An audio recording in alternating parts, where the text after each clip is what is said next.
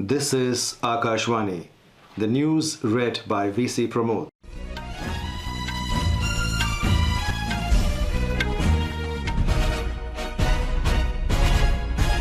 The assembly elections in Mizoram, Chhattisgarh, Madhya Pradesh, Rajasthan and Telangana will be held between 7th and 30th of November.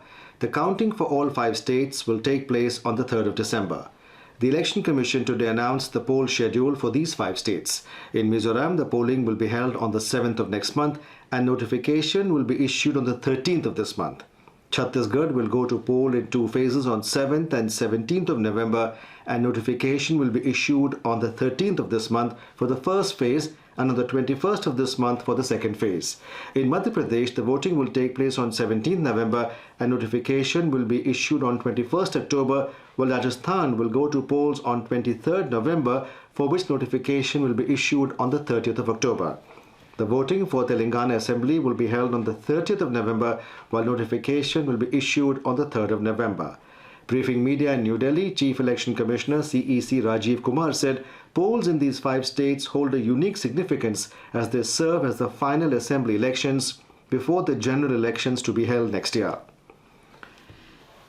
The Election Commission has also announced by-election to one assembly constituency in Nagaland to be held on the 7th of November.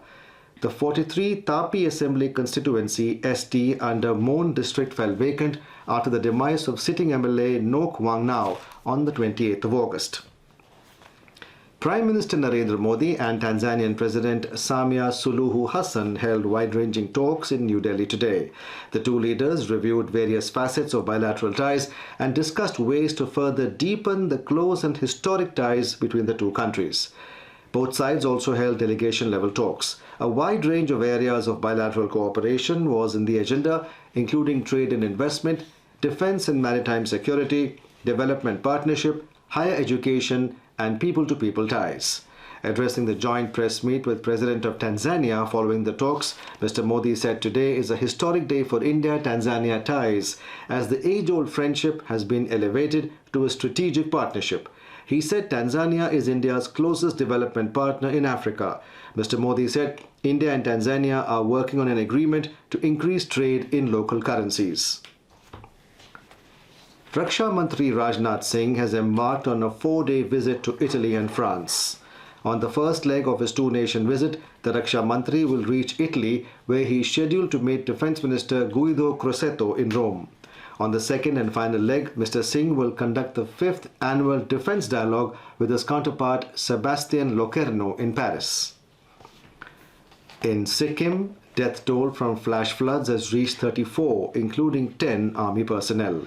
According to Sikkim State Disaster Management Authority, 105 people are still missing.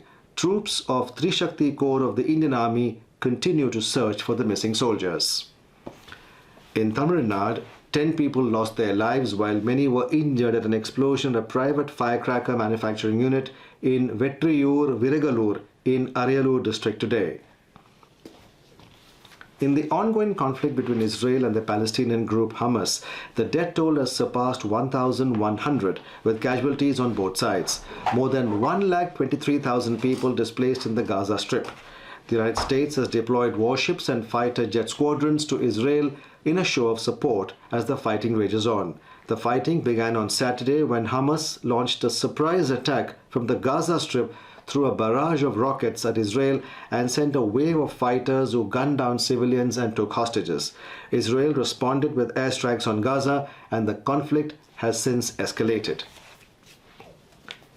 Petroleum Minister Hardeep Singh Puri today said that Israel-Palestine conflict will not create energy issue for India. Inaugurating the 26th Energy Technology Meet in New Delhi, Mr. Puri said the government is watching it very carefully. In cricket, New Zealand were 163 for 2 in 29 overs against Netherlands in league stage match of ICC Men's ODI World Cup in Hyderabad when reports last came in. Earlier, Netherlands won the toss and opted to bowl first. Last night, India beat Australia by 6 wickets in their first game of the World Cup 2023. And that is the end of this news bulletin.